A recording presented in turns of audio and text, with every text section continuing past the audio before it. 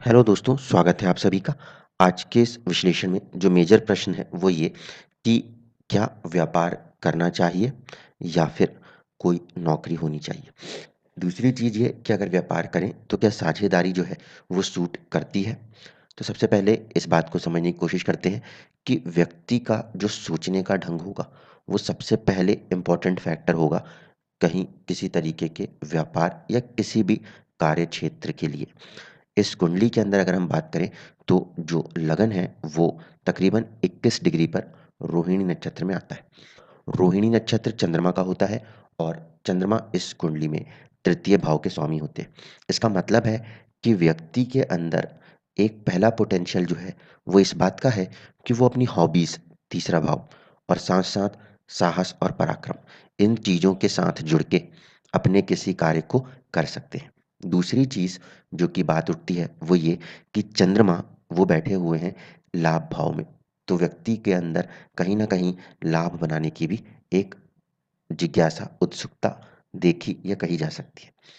दूसरी बात जो है वो ये कि चंद्रमा जो है वो जनता को रिप्रेजेंट करते हैं, तो इसका मतलब है कि व्यक्ति के अंदर लोगों के साथ जुड़ने की भी एक कैपेसिटी होगी।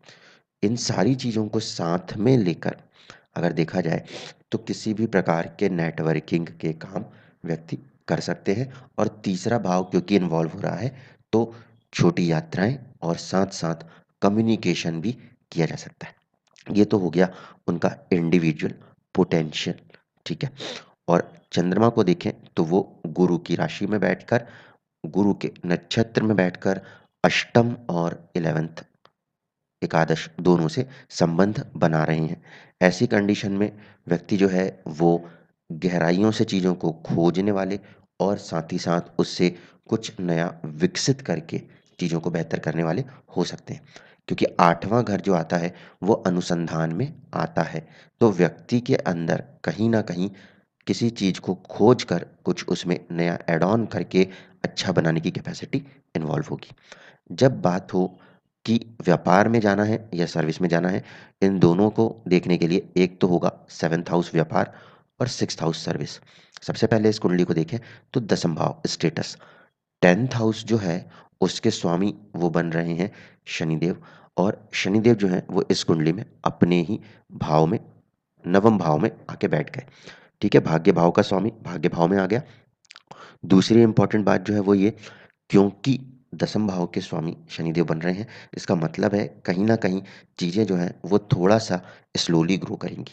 तकरीबन तकरीबन जो स्टेटस है उसको डेवलप होने में 30 से 36 साल के बीच की अवधि लगेगी।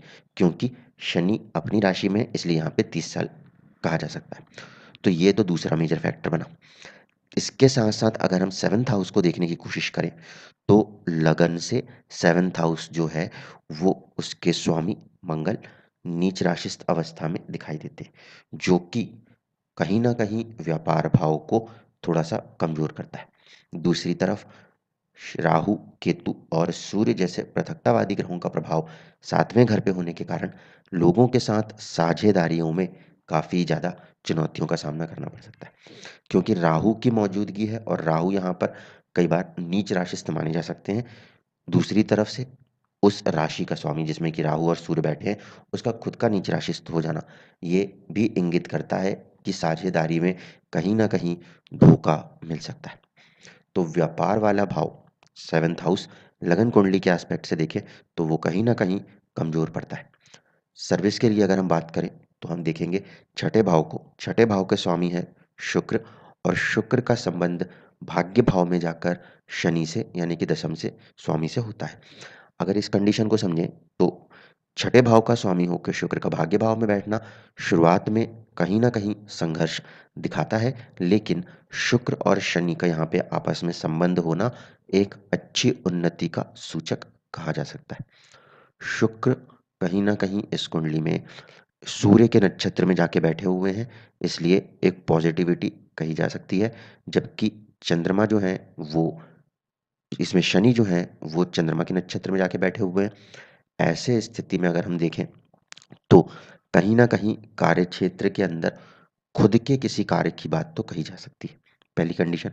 दूसरा, फर्स्ट हाउस लॉर्ड और 9th हाउस लॉर्ड का संबंध है, तो संभावनाएँ सरकार से जुड़ के कार्य की भी बन सकती हैं। तो पहली चीज़ तो ये होगी कि अगर सरकार की तरफ से कोई कार्य उत्पन्न होता है, उसमें आप जा सके तो उसको पहली प्रायोरिटी दीजिएगा। दूसरा कि नौकरी जो है, छठा भाव जो है, वो ज़्यादा स्ट्रॉन्ग हो रहा है कंपेयर टू बिज़नेस, ठीक है? पैतृक बिज़नेस ज़रूर है आपके पास, आपको अभी उसे सँभालना पड़ रहा है, लेकिन पहली सलाह जो होगी, वो यही होगी कि आपको कहीं न कहीं सर्विस की लाइन की तरफ आना चाहिए, एक कंडीशन।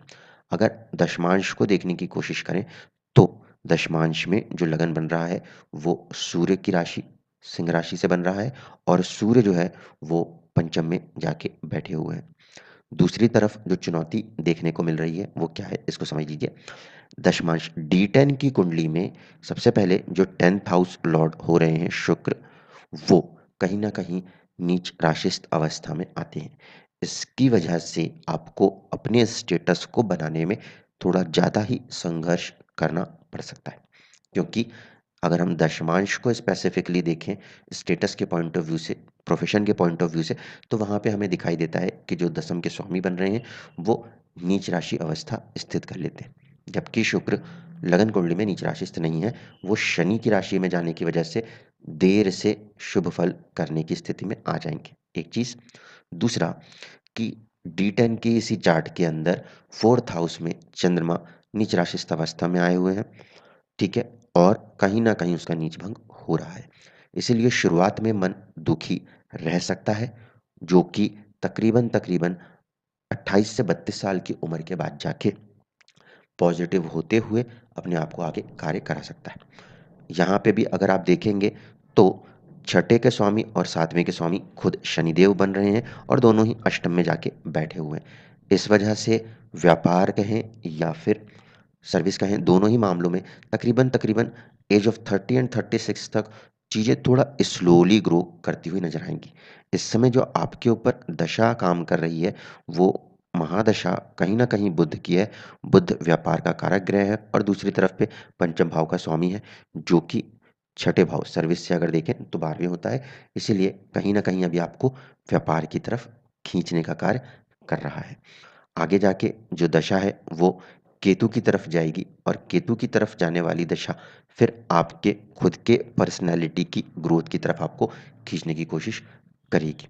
तो फिलहाल की स्थिति में पहली कंडीशन जो मुझे लगती है वो ये कि आपको किसी कॉम्पिटिटिव एग्ज़ाम्स के ज़रिए, क्योंकि छठे भाव से संबंध बन रहा है, किसी कॉम्पिटिटिव एग्ज़ाम के ज़रिए किसी सरकारी नौकरी का प्रयास एक बार करना चाहिए।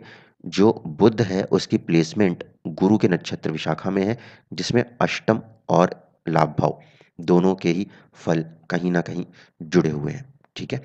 दूसरी तरफ से अगर हम देखें तो ये महादशा सूर्य के पॉइंट ऑफ व्यू से 12वें में चल रही है, इसीलिए कहीं न कहीं अभी आप थोड़ा-सा परेशान भी हो रहे हैं और कोशिश ये होनी चाहिए कि आप थोड़ा दूर हट के कार्य करें।